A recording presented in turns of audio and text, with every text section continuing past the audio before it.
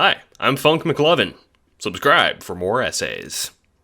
For those of you familiar with theology or philosophy of religion, you'll be familiar with St. Thomas Aquinas. He had 5 arguments, or 5 ways, for the existence of God that you might recognize. His final theory was one I've seen espoused by apologists and laymen alike, the Teleological Argument, but I'm not interested in that one, not for right now at least. What I'm concerned with are the first 4 arguments. God is the prime mover, or the argument of motion. God is the first cause, or the argument from causation. God is the necessary being, or argument from contingency, and God is the absolute being, or argument from degree. These 4 arguments are quite similar. All of them are so-called cosmological arguments, detailed in the Summa Theologica, and all of them have problems and merits all their own, but I'm not interested in that today. What I'm interested in is a specific concept with one of these propositions. Let's take the first argument, for example, the argument from motion. Presented in syllogism, here's Aquinas' logic. 1. Some things are in motion. 2. If things are put into motion, they are put into motion by another. 3. Therefore, this either goes on for infinity or it is necessary to arrive at a first mover put in motion by no other. 4. But this cannot go on for infinity. 5. Therefore, it is necessary to arrive at a first mover put in motion by no other. This seems pretty basic on the face of it. I think Aquinas is correct, logically speaking, but notice something here. All of his premises are pretty well substantiated except for one. Number 4. This cannot go on for infinity. Interesting. Well, we'll get back to that. Let's talk about a different theological theory, the Kalam Cosmological Argument. This argument is very similar to Aquinas' 5 ways presented in a much simpler form. In syllogism, 1. Whatever begins to exist has a cause. 2. The universe began to exist. 3. Therefore, the universe has a cause. And it goes on. 4. If the universe has a cause, then an uncaused personal creator of the universe exists, who sans the universe is beginningless, changeless, immaterial, timeless, spaceless, and enormously powerful. 5. Therefore, an uncaused personal creator of the universe exists, who sans the universe is beginningless, causeless, immaterial, timeless, spaceless, and infinitely powerful. Now in this case, the logic is less sound. You'll notice that there's a large leap between 3 and 4, but let's take that for granted for now. This essay isn't criticizing the argument, just an element within it. Now let's look at premise 2, the universe began to exist. That might seem quite intuitive. After all, everything began to exist is a tempting idea. A baby being born is beginning to exist, or a red ball coming out of the factory is beginning to exist, right? Let's put a bookmark in that. Specifically, I want to examine this idea of infinity more specifically. Infinite regress. In researching this, I found a variety of sources and videos on the subject offering different reasons that infinite regress is impossible. Moreover, impossible on an intuitive level. Let us consider a red ball as an example of a causal dependency. Suppose we have a white ball, and we decide to paint it red. The red ball depends on red paint for its redness. The red ball does not have this power in itself, but participates in the red paint. We should state this more formally.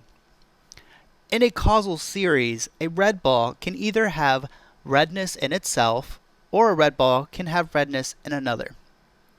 If a red ball has redness in itself, then the red ball does not depend on red paint for its redness. A red ball does depend on red paint for its redness, hence a red ball must have its redness in another, the red paint. Now, if we turn to the red paint as the next member of the causal series, we can ask whether the red paint depends on anything else for its redness. One could argue that the red paint depends on its parts for its redness, for example, the molecules that make it up. if this is the case, then the red paint would actually have its redness in another, given the previous argument. If we continue this ad infinitum, however, none of the members would have redness in itself. In other words, redness would not exist in any of the members of the series. Now, if redness doesn't exist, then saying that the red ball has redness in another is simply false. There is no other in which redness exists. In this video, Themistic Disputations analyzes the same premise Thomas Aquinas offered in Themistic's form. The series of changers and things changing cannot be infinitely long. He considers a red ball painted from white. Long story short, he concludes that there is no inherent redness if nothing has redness in itself. It's easy to deduce from that then, since redness does exist, there is redness in itself somewhere, which in turn necessitates the existence of something that originated the redness. Intuitively, this makes sense, right? Let's check another video. So first of all, what the heck is an infinite regress and why should we care about it? That term comes up a lot in different fields of thought, especially in philosophy. I'll just give you a simple example of an infinite regress and then you can piece it together. Take any conclusion. It could be a conclusion that, there's a cat sitting on the chair, or, I have 2 feet, or, the minimum wage causes unemployment. Take any conclusion and abstract away and say, this is conclusion D. Somebody comes along and says, well, why do you believe in proposition D? And you say, well, I believe in proposition D because of proposition C. I have reasons for my conclusion, it's proposition C. And somebody says, well, why do you believe in proposition C? You say, well, I have proposition B. And then, of course, say, I believe in proposition B because of proposition A, and so on. So the question is this: can you have an ultimately justified conclusion, conclusion D, with an infinite series of premises behind it? The answer is no, you can't, for simple logical reasons that I'll explain. Steve Patterson asks, can you have a conclusion with an infinite series of premises behind it? And concludes that we cannot, and provides a few models as to why this is. So you can think of this infinite series of premises leading to this conclusion like a chain. The strength of a chain is determined by each link in that chain. And if you have a weak link, then the strength is not transmitted to the end and you have a broken chain. I actually agree with him here. He says no link in the chain has its own truth value. Unfortunately, this in and of itself doesn't somehow prove anything. Steve makes a mistake here, and a very similar mistake to Themistic Disputations. They arrive at the conclusion that nothing has truth in and of itself. There is no self-evidence in this conclusion. It is 100% dependent on what precedes it.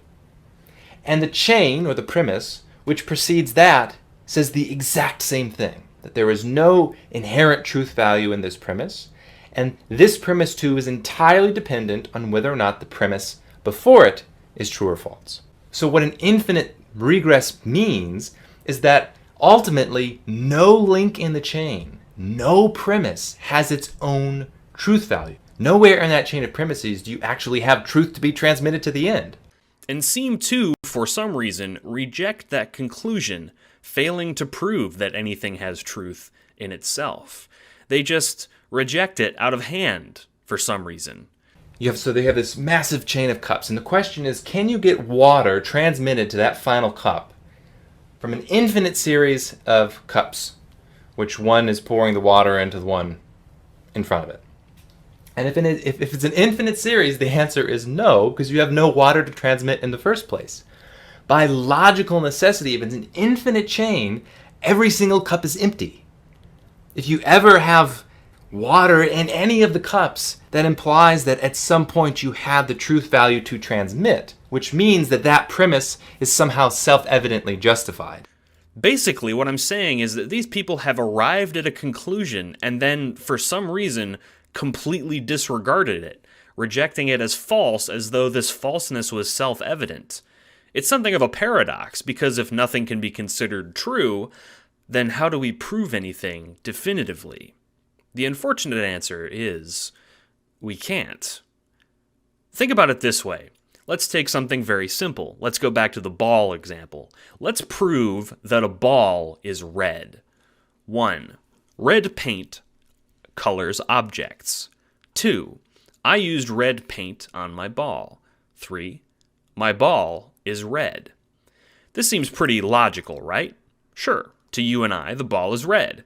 The conclusion is sound, and that conclusion reflects reality. Simple, right? Well, sort of. See, each one of these premises actually has issues. For instance, red paint doesn't color every single object. Some objects don't take paint, or, quote, I used red paint on my ball isn't true to a colorblind individual, since to them, red does not exist. And my ball is red is subject to the linguistic form. My ball is not, quote unquote, red to someone who speaks French. To them, it is rouge. Furthermore, perhaps a more discerning individual comes across these arguments and claims, well, that's not red paint, that's clearly crimson. No matter how sound logic is, it's all subjective. Something that is true only proves its truth in that case, and nothing is self-evident. Nothing in and of itself has any specific nature. Everything is dependent on something else. Such is the nature of the infinite regress that we all live.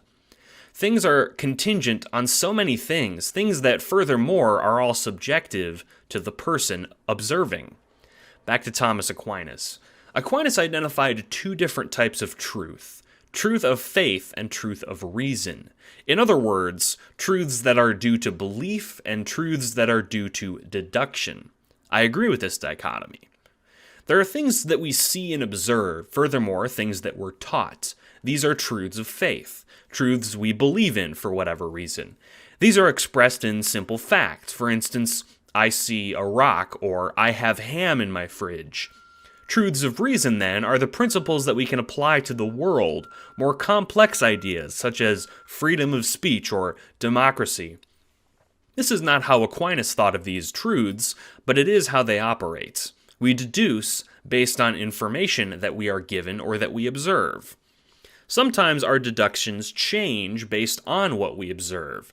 For instance, if one knows that their bank account is empty, one understands that they cannot buy a flat-screen TV. But if they have reason to believe this fact changes, if, for instance, they win the lottery, their deduction changes and they buy a flat-screen TV, if they want to. This is simplistic, but it demonstrates how logic can, in fact, still exist in a world of infinite regress.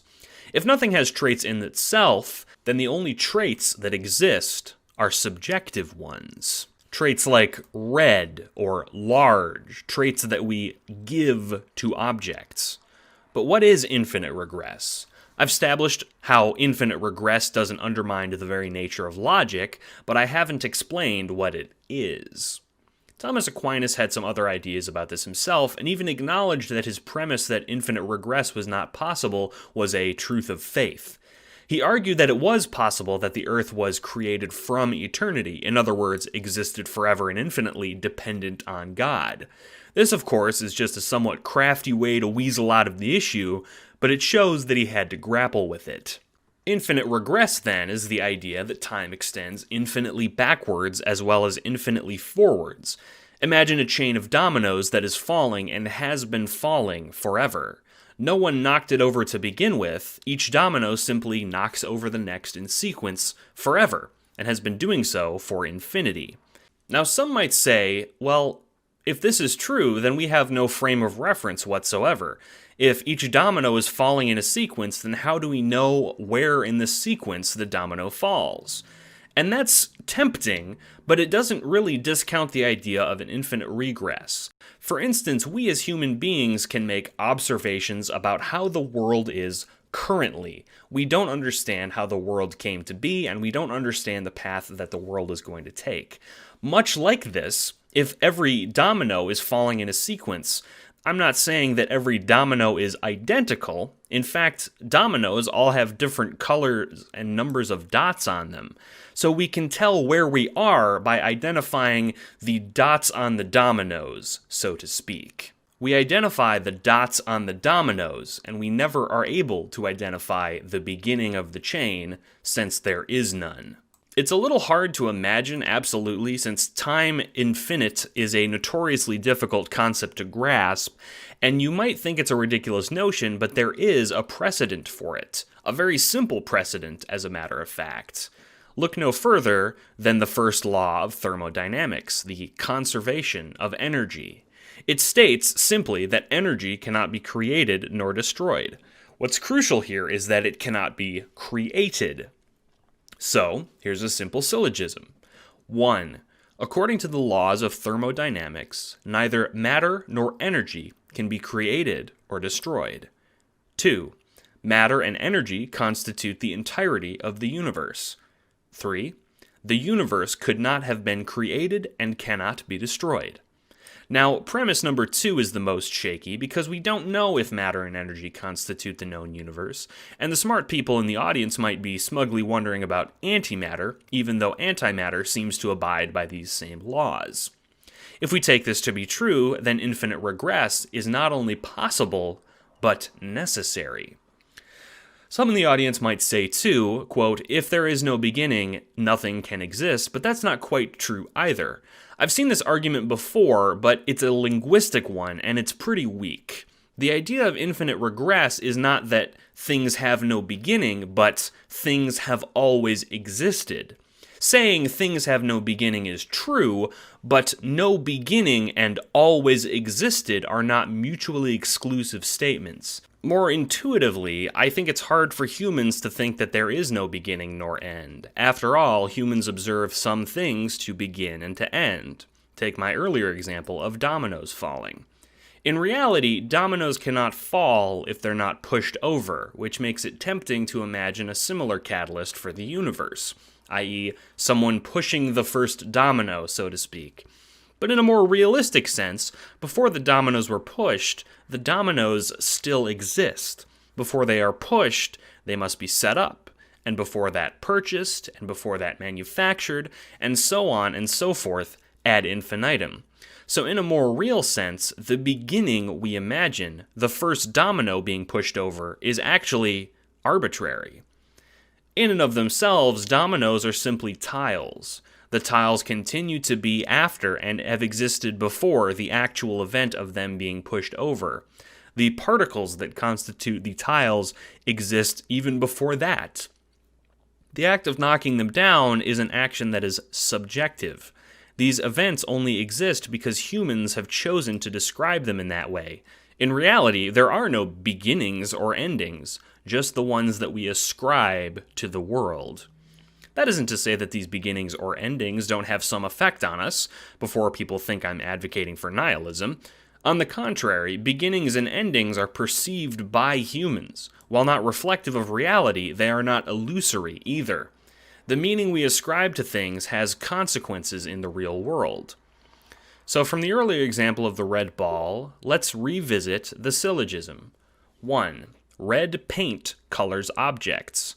2. I used red paint on my ball. 3. My ball is red. These premises, while untrue for some, are true for some. People who can see red, objects which red paint adheres to, and people who understand the concept of red as the word red, these premises are true. In this way, in infinite regress, there is no objective truth, but there certainly is subjective truth, indeed, the only truth. This might be existentially upsetting for some people, since objectivity is the basis for many beliefs, or the idea of being no objective truth threatens their ideals. Religious people seem to have a more objective morality, for instance, or the particularly logical might like the idea of a perfect rationality, but the truth of the matter is it's incredibly difficult to find any truth that is true in every case. Now, I'd like to just leave it there. I'd like to dust off my hands and say I'm done, because I'm sure most of my viewers understand what I've been trying to say so far. In sum, conclusion 1. 1. According to thermodynamics, matter and energy cannot be created or destroyed. 2. Matter and energy comprises our entire universe. 3. Therefore, the universe cannot have been created nor destroyed. Conclusion 2. 1. If there is an infinite series where nothing has a trait in itself, no member of that series has a trait in itself. 2. The universe cannot have been created or destroyed. 3. Therefore, nothing has a trait in itself. Conclusion 3. 1. Nothing has a trait in itself. 2. Traits can be observed by observers. 3. Traits exist subjectively to the observers. This is all pretty cut and dried. Any of the premises could be argued, but there's a problem here. A problem the eagle-eyed objectivists have no doubt noticed by now. I'm arguing that everything is subjective and nothing can be true. Then how can the truth of my own claim be anything but subjective? Is my argument not self-defeating? Well, not self-defeating, but paradoxical. In essence, I'm trying to prove that there is no meaning, and in so doing, I'm robbing my own argument of meaning. If nothing has meaning and nothing is correct, then how am I correct? Yet at the same time, since all of my conclusions are sound, it must be true, right? I've proven a lack of meaning, and in so doing, collapsed the very nature of being. It's like saying this sentence is false. It's a structural Ouroboros. It's easy to say, since your argument is paradoxical, it's self-defeating, but I don't think that's true. In fact, this paradox is sort of the foundation for my beliefs. Call it absurd, call it nonsense, but this Ouroboros is the very foundation for the life we all live in. For humans toil and live and die under it. The great paradox. The paradox that we begin and end. We are self-aware beings who know we will one day end. Whether it be by death or millennium space entropy. We are this paradox, ascribing meaning to a meaningless world. So the unsatisfying answer is, yes, this does create a paradox. But are we mere computers who cannot understand the very nature of paradox? No, we're humans who live encircled by the snake that eats its own tail. The unsatisfying answer, then, is to simply accept subjectivity, to accept paradox, to understand that we live in an absurd world that disproves even itself. To those who say my argument is self-defeating, I agree. That's why it's the most true argument of all. And to those of you who are watching, whether you feel sudden understanding or sudden dread, or perhaps, like I do, both at once, you understand this great paradox to be true, too. For any meaning you give to the world, any god you make, any word you make, is just a feeble escape from the great paradox. An attempt to give meaning to the meaningless, an attempt to anchor logic to a truth that cannot exist. Yet the paradox exists the other way, too. For the meaning you create, while it will never break you from this meaninglessness, will be, in its creation alone, respite from an otherwise nihilistic world. So what can we do? Well, appropriately, a paradox. We keep making things and creating our own meaning while understanding the world is meaningless. We must give our universe a meaning that can never exist except to us. For we are all subject to the plane in which we live. Paradox Space. Thanks everybody for listening. If you're interested in absurdism, which is sort of what this video espouses, you should read some Albert Camus. I like the book The Stranger. He has some more nonfiction stuff that's good too. Please read all the sources that I've linked down in the description. I know a lot of people will want to hotly contest this, but I don't really care about arguing it because it's to me, this is an intuitive truth about the universe, and anyone who doesn't believe it either doesn't understand it or is in denial. I hate to make it so black and white like that, but I'm not here to argue. I'm just here to espouse my own my own thoughts on this stuff. And I love the idea of infinite regress. I just never saw it addressed in a way that posited it could be possible. Whenever I saw infinite regress on the internet, I saw well, it's impossible for these reasons, or it's not true because of this, or it was this element of Thomas Aquinas's stuff. So I wanted to make sort of a defense case for infinite regress and subjectivism. So I guess that's about it. I hope you enjoyed, and I hope this changes your life just a little bit. Thanks.